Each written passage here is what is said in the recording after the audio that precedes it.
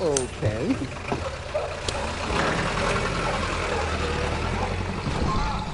Reason appears to have fallen on hard times. Popular culture plumbs new depths of dump, and political discourse has become a race to the bottom. We're living in an era of scientific creationism, 9/11 conspiracy theories, psychic hotlines, and a resurgence of religious fundamentalism. People who think too well are often accused of elitism.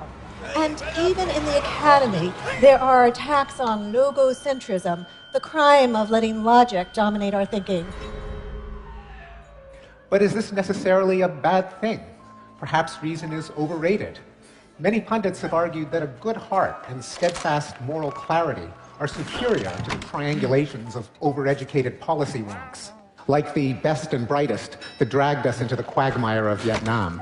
And wasn't it reason that gave us the means to despoil the planet and threaten our species with weapons of mass destruction? In this way of thinking, it's character and conscience, not cold-hearted calculation, that will save us. Besides, a human being is not a brain on a stick. My fellow psychologists have shown that we're led by our bodies and our emotions and use our puny powers of reason merely to rationalize our gut feelings after the fact. How could a reasoned argument logically entail the ineffectiveness of reasoned arguments? Look, you're trying to persuade us of reason's impotence. You're not threatening us or bribing us, suggesting that we resolve the issue with a show of hands or a beauty contest. By the very act of trying to reason us into your position, you're conceding reason's potency. Reason isn't up for grabs here. It can't be. You show up for that debate and you've already lost it. But can reason lead us in directions that are good or decent or moral? After all, Hume pointed out that reason is just a means to an end, and the end depends on the reasoner's passions. Reason can lay out a roadmap to peace and harmony if the reasoner wants peace and harmony, but it can also lay out a roadmap to conflict and strife if the reasoner delights in conflict and strife. Can reason force the reasoner to want less cruelty and waste? All on its own, the answer is no. But it doesn't take much to switch it to yes. You need two conditions. The first is that reasoners all care about their own well-being. That's one of the passions that has to be present in order for reason to go to work. And it's obviously present in all of us. We all care passionately about our own well-being. The second condition is that reasoners are members of a community of reasoners who can affect one another's well-being, can exchange messages, and comprehend each other's reasoning. And that's certainly true of our gregarious and loquacious species, well endowed with the instinct for language. Well, that sounds good in theory, but has it worked that way in practice? In particular, can it explain a momentous historical development that I spoke about 5 years ago here at TED? Namely, we seem to be getting more humane. Centuries ago, our ancestors would burn cats alive as a form of popular entertainment. Knights waged constant war on each other by trying to kill as many of each other's peasants as possible. Governments executed people for frivolous reasons, like stealing a cabbage or criticizing the royal garden. The executions were designed to be as prolonged and as painful as possible, like crucifixion, disembowelment, breaking on the wheel. Respectable people kept slaves. For all our flaws, we have abandoned these barbaric practices. So do you think it's human nature that's changed?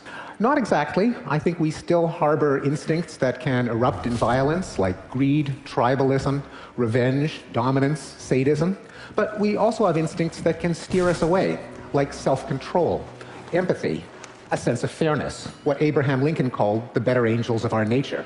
So if human nature didn't change, what invigorated those better angels? Well, among other things, our circle of empathy expanded.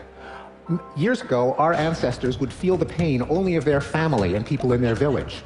But with the expansion of literacy and travel, people started to sympathize with wider and wider circles: the clan, the tribe, the nation, the race, and perhaps eventually all of humanity. Can hard-headed scientists really give so much credit to soft-hearted empathy? They can and do. Neurophysiologists have found neurons in the brain that respond to other people's actions the same way they respond to our own. Empathy emerges early in life, perhaps before the age of 1. Books on empathy have become bestsellers, like The Empathic Civilization and The Age of Empathy. I'm all for empathy. I mean, who isn't? But all on its own, it's a feeble instrument for making moral progress. For one thing, it's innately biased toward blood relations, babies, and warm, fuzzy animals. As far as empathy is concerned, ugly outsiders can go to hell. And even our best attempts to work up sympathy for those who are unconnected with us fall miserably short, a sad truth about human nature that was pointed out by Adam Smith. Let us suppose that the great empire of China was suddenly swallowed up by an earthquake, and let us consider how a man of humanity in Europe would react upon receiving intelligence of this dreadful calamity. He would, I imagine, first of all, express very strongly his sorrow for the misfortune of that unhappy people. He would make many melancholy reflections upon the precariousness of human life, and when all these humane sentiments had been once fairly expressed, he would pursue his business or his pleasure with the same ease and tranquility as if no such accident had happened. If he was to lose his little finger tomorrow, he would not sleep tonight, but provided he never saw them, he would snore with the most profound security over the ruin of 100 million of his brethren. But if empathy wasn't enough to make us more humane, what else was there? Well, you didn't mention what might be one of our most effective better angels, reason. Reason has muscle. It's reason that provides the push to widen that circle of empathy. Every one of the humanitarian developments that you mentioned originated with thinkers who gave reasons for why some practice was indefensible. They demonstrated that the way people treated some particular group of others was logically inconsistent with the way they insisted on being treated themselves. Are you saying that reason can actually change people's minds? Don't people just stick with whatever conviction serves their interests or conforms to the culture that they grew up in? Here's a fascinating fact about us. Contradictions bother us, at least when we're forced to confront them, which is just another way of saying that we are susceptible to reason. And if you look at the history of moral progress, you can trace a direct pathway from reasoned arguments to changes in the way that we actually feel. Time and again, a thinker would lay out an argument as to why some practice was indefensible, irrational, inconsistent with values already held. Their essay would go viral, get translated into many languages, get debated at pubs and coffee houses, at salons and at dinner parties, and influence leaders, legislators, popular opinion. Eventually, their conclusions get absorbed into the common sense of decency, erasing the tracks of the original argument that had gotten us there. Few of us today feel any need to put forth a rigorous philosophical argument as to why slavery is wrong, or public hangings, or beating children. By now, these things just feel wrong.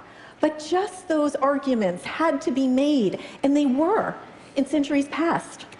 Are you saying that people needed a step-by-step argument to grasp why something might be a wee bit wrong with burning heretics at the stake?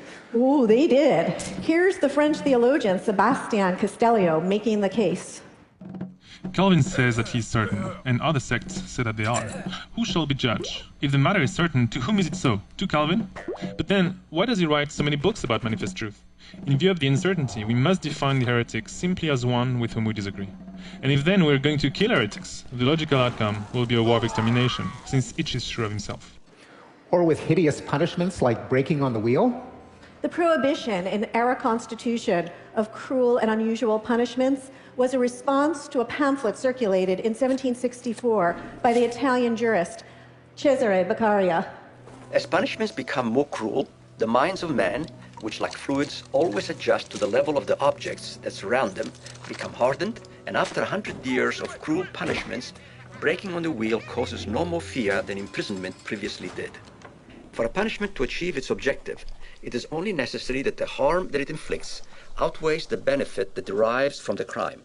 And into this calculation ought to be factored the certainty of punishment and the loss of the good that the commission of the crime would produce.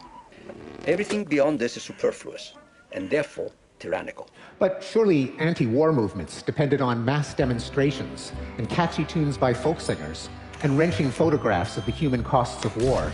No doubt, but modern anti-war movements reach back to a long chain of thinkers who had argued as to why we ought to mobilize our emotions against war, such as the father of modernity, Erasmus. The advantages derived from peace diffuse themselves far and wide and reach great numbers. While in war, if anything turns out happily, the advantage redounds only to a few, and those unworthy of reaping it. One man's safety is owing to the destruction of another.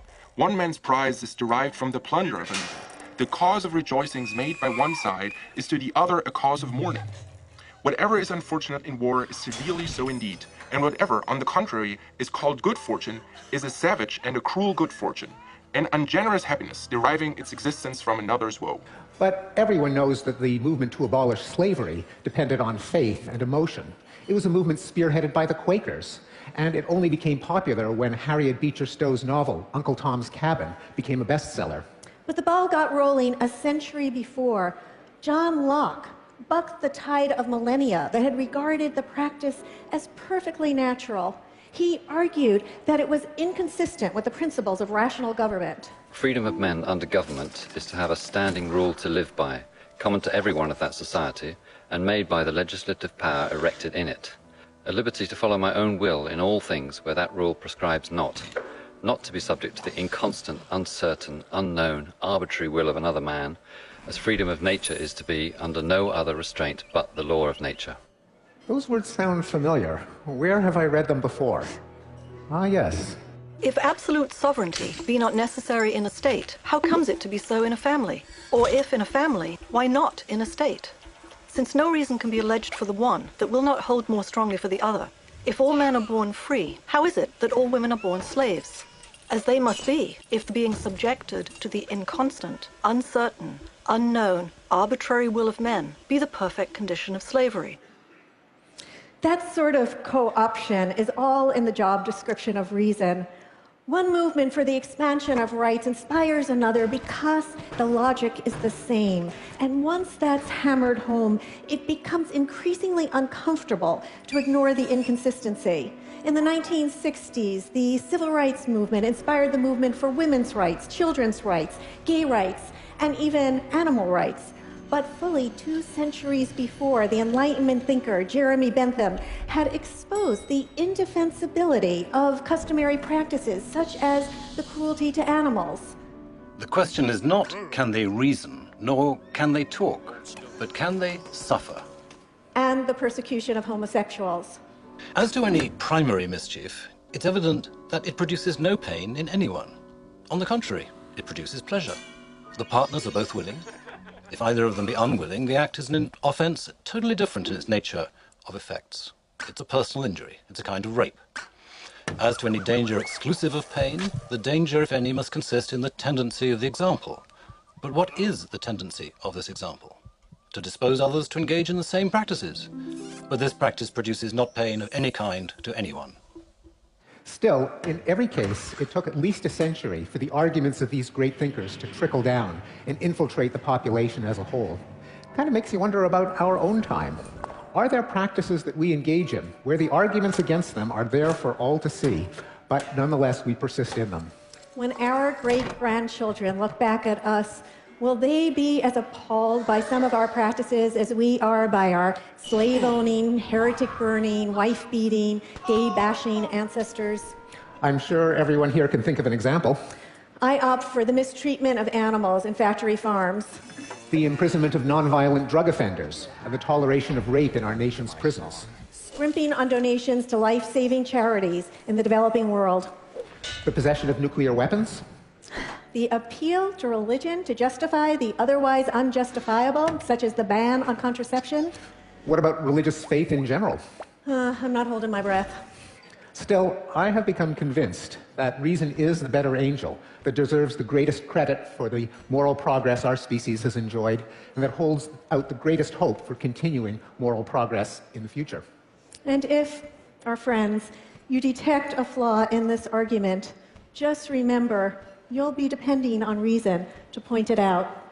Thank you. Thank you. Thanks so much. Thank you.